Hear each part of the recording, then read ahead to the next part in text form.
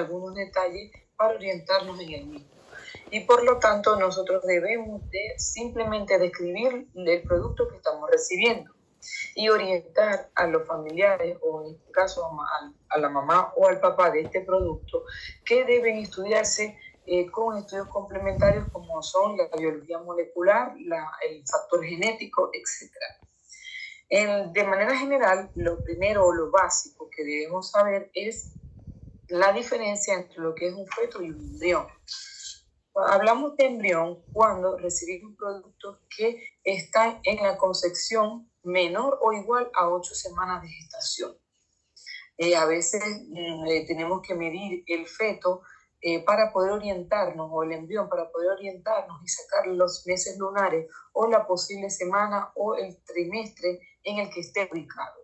Porque normalmente las boletas no llevan una buena referencia o no llevan un buen desarrollo de todos los objetivos, de todas las características que nosotros como patólogos nos orientan a buscar una patología o a discernir entre una y la otra. Entonces utilizamos una tabla que son los meses lunares, de los que vamos a hablar más adelante, para orientarnos en un aproximado de estas semanas de gestación. Que a diferencia del feto, el feto es todo aquel producto de la concepción que recibimos cuando está por encima de estas 8 semanas. Entonces, ¿qué aspectos generales vamos a describir nosotros en ese informe histopatológico? Primero, dice hacer la diferencia entre lo que es un embrión o si es feto. Si tenemos la información clínica o si nos podemos orientar con respecto a los hallazgos macroscópicos y microscópicos. Si es posible determinar el sexo, dependiendo también de la semana de gestación en la que recibimos el material.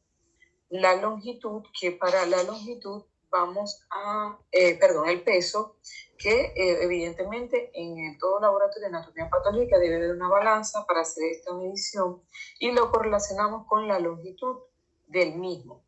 La longitud va a estar mediada o se puede tomar ahí diferentes formas. Es la craneocaudal, que es desde la cabeza hasta los pies, la craneotalón, que es de la cabeza hasta el talón, y la de pie, que es colocar el producto de forma lateral y se hace la medida con una cinta métrica. Asimismo, dentro de las longitudes, tenemos que tomar en consideración la circunferencia cefálica, la circunferencia abdominal y la circunferencia torácica.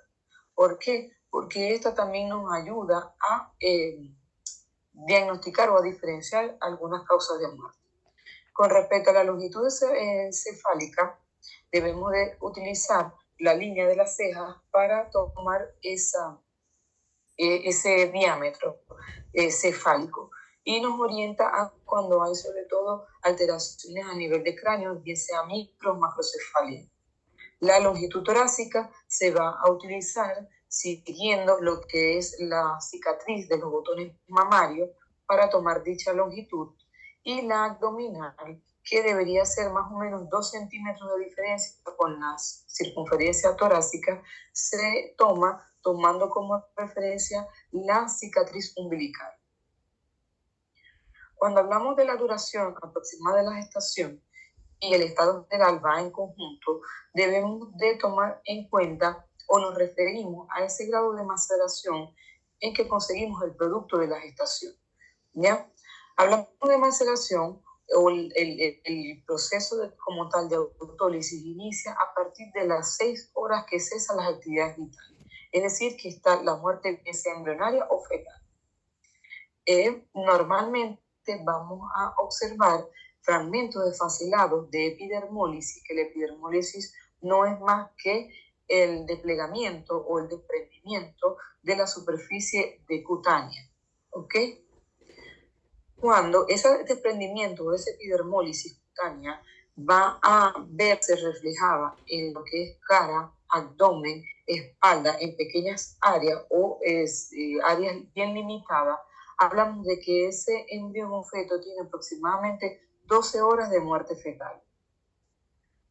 Cuando ese porcentaje de epidermólisis o de desprendimiento epidérmico abarca aproximadamente el 5% de toda la superficie corporal total, hablamos de que ese producto tiene entre 16 y 18 horas de fallecido. Y cuando estas vesículas o este desprendimiento epidérmico hace como una especie de ampollas que se caracterizan porque los bordes están pálidos o están blanquecinos, porque evidentemente no es reacción vital, sino que esto es por efecto de las bacterias de ese proceso normal de descomposición cadavérica. Hablamos de que este producto tiene más de 24 horas de fallecido. Y cuando hacemos lo que es la incisión intertransmastoidea, que va de mastoide a mastoide, para exponer la caída craneal, y el encéfalo lo vemos licuefactivo, ¿qué quiere decir eso? Que está blando, como una gelatina, aguado. Ahí nos referimos a que ese feto tiene entre 72 horas a 5 días de fallecido de muerte intrauterina. Y evidentemente, a medida que está avanzando este proceso de descomposición, expone con mayor frecuencia o de forma directa la vitalidad materna.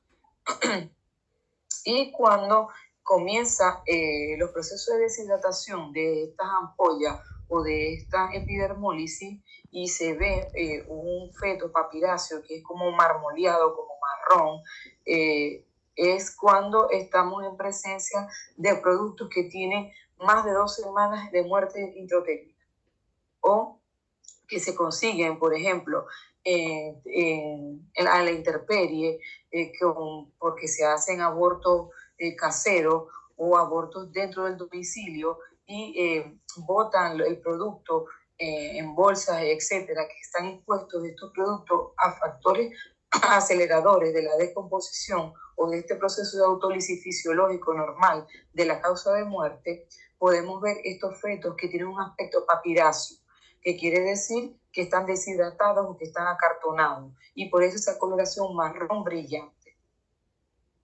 Otra de las características que tenemos que ver en el informe histológico es las anomalías externas visibles o internas que tenga ese producto. Esto normalmente lo vamos a ver en fetos del segundo o tercer trimestre que ya tengan especificidades anatómicas o estructurales.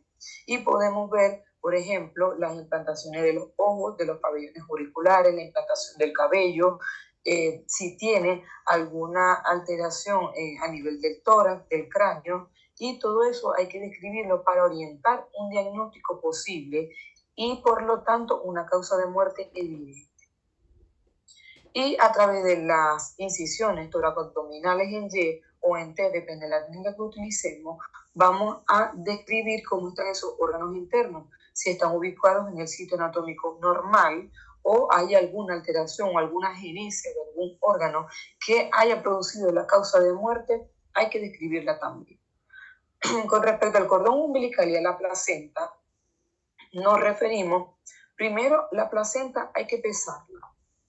Ya ella se pesa en la misma balanza y tomamos un diámetro circunferencial, identificando en la posibilidad la cara fetal y la cara materna, que ya vamos a ver en una imagen para orientarlos cuál sería la cara fetal y cuál sería la cara materna. Y con respecto al cordón umbilical, el cordón se debe de medir, se describe cómo es esa superficie externa, cómo está la coloración del mismo, si es blanquecina, si es grisácea, si es violácea, si tiene nudos en su extensión, cuántos nudos son y dónde están ubicados, utilizando tercio anterior, medio o distal o proximal, medio distal. ¿Okay? Y luego se realiza un corte en estas 3 zonas para ver las luces del mismo, que el cordón umbilical debería tener 3 luces vasculares, 2 arteriales y 1 venoso. Pero puede tener también 2 luces, siempre y cuando sea una venosa y una arterial, para hacer ese intercambio de hemoglobina, y es compatible igual con la vida. Normalmente este cordón umbilical, cuando presenta 2 luces, es por alguna alteración de compresión o de desarrollo, pero siempre y cuando cumpla la función de nutrir el feto, no tiene un compromiso patológico o un componente patológico que esté asociado a la causa de muerte. Hay que colocar también la implantación del cordón, si está de forma céntrica o está de forma excéntrica, que impresiona que es una raqueta. No tiene importancia, pero hay que describirlo a nivel histológico o macroscópico. Y por supuesto la histología, que la histología es bastante compleja por lo que les estoy explicando. Normalmente ya el proceso de autólisis ha avanzado y vamos a ver órganos que están autólizados o que están licuefactos. Y normalmente en estos productos vamos a ver lo que tarda más en descomponer, que son el tejido óseo o el tejido cartilaginoso, dependiendo si estamos en fetos en segundo trimestre o tercer trimestre. Hasta ahora todo claro con las características o los aspectos que debemos estampar en lo que es el informe o la descripción del embrión o del feto. Si tienen alguna duda, chicos, por favor, porque la actividad va a depender de estos aspectos siempre y cuando el feto que les esté colocando tenga las características para describir. Entonces, para hablar de lo que es la longitud. Profe, dime. Lo que yo tengo duda es que eso lo vamos a hacer en caso de que, o sea, ¿en qué caso yo como doctora voy a medir, no sé, un feto, la placenta, cuando las niñas hacen un aborto, o es solo de manera de estudio lo está explicando?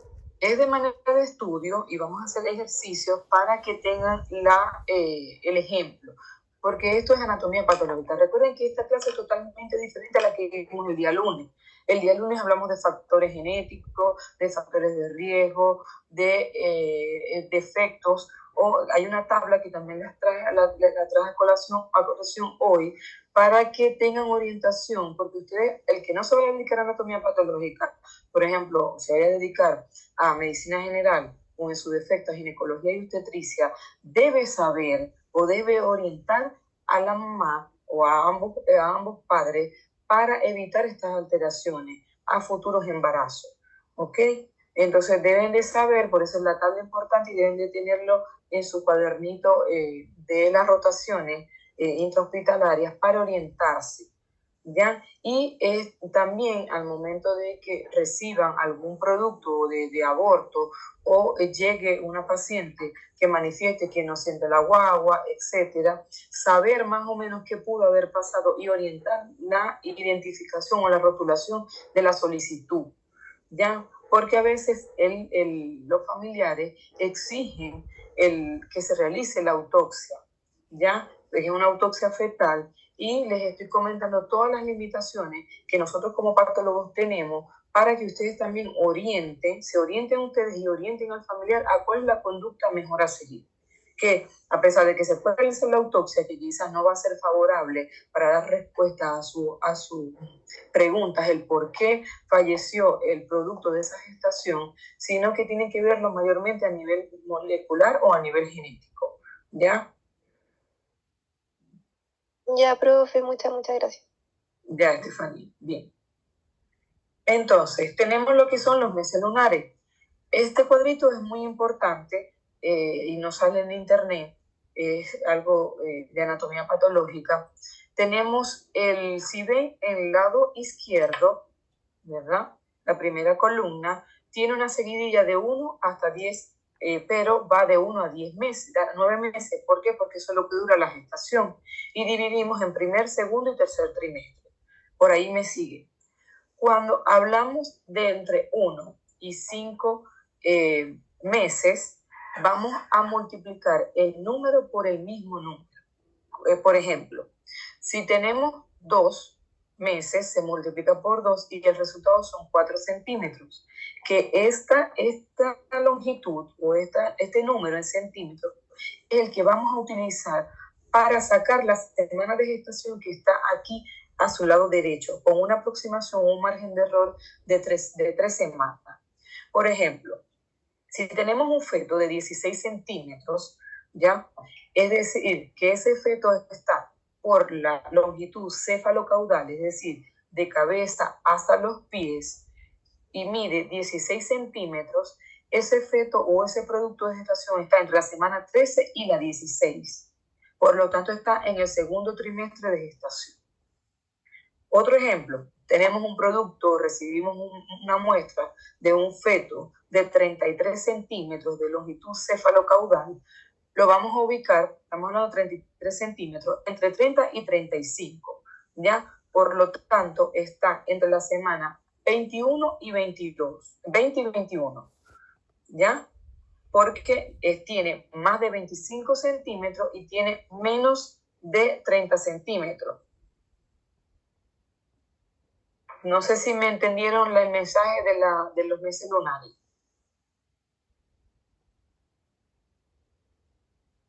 ¿Se entendió? Chicos, como que están dormidos porque no han interactuado. Es únicamente Estefanía. Esta es... Sí. Lo que dijo 33 primero, entonces... ok, perdón. Entonces estaría así, fue un error. Entonces estaría entre la 30 y la 35. Ya por lo tanto tendría entre 24 y 25 semanas o hasta 26 semanas podemos dar. Porque recuerden que tenemos 3 semanas para tener un margen de posibilidad de error. ¿Ok?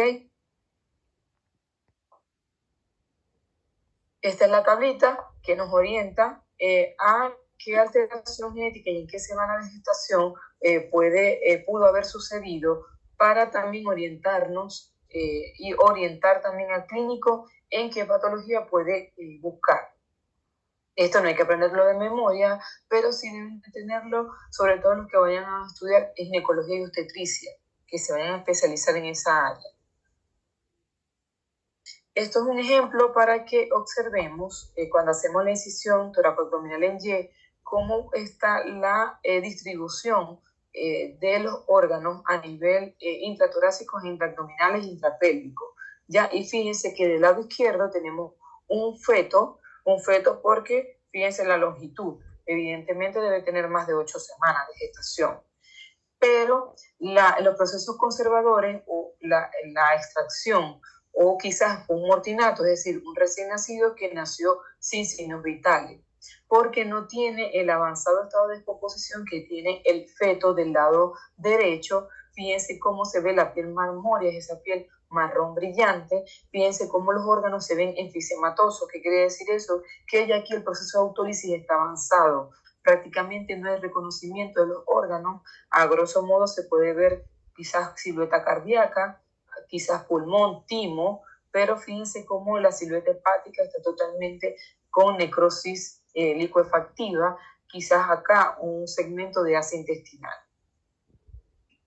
Este es el ejemplo para que observen lo que es la placenta. Les traje esta imagen, tiene un doble cordón. La respuesta es porque esto refiere a una placenta de un embarazo gemelar. Pero la imagen está correcta para describir lo que ustedes tienen que hacer cuando vayan a describir o cuando se vaya a describir un informe histopatológico. Primero el diámetro, ya el diámetro en circunferencia, y esta sería la cara fetal. ¿Por qué? Porque esta es la que conecta la madre con el feto, con el producto de la gestación a través del cordón umbilical. Por eso esta parte de la placenta se refiere a la cara fetal de la misma. Y fíjense que su superficie es lisa, es grisácea, o a veces se puede ver pardo-violácea. Mientras que la cara materna vemos los comedones de la placenta, que son formaciones nodulares, que son vinosas, y esa es la cara que da al cuerpo uterino, y sería entonces la cara fetal, mientras que la cara lisa sería la cara de donde están los comedones, sería la cara materna, mientras que la cara que es lisa, pardo violáceo, con la inserción de los cordones umbilicales o del cordón umbilical si es un embarazo simple, y la ubicación excéntrica porque está en el centro de la placenta, sería la cara fetal. Chicos, nos queda menos de un minuto. Vamos a hacer el corte de esta sesión y comenzamos con la otra, que sería los ejemplos de la actividad que vamos a realizar el día de hoy. ¿Ok?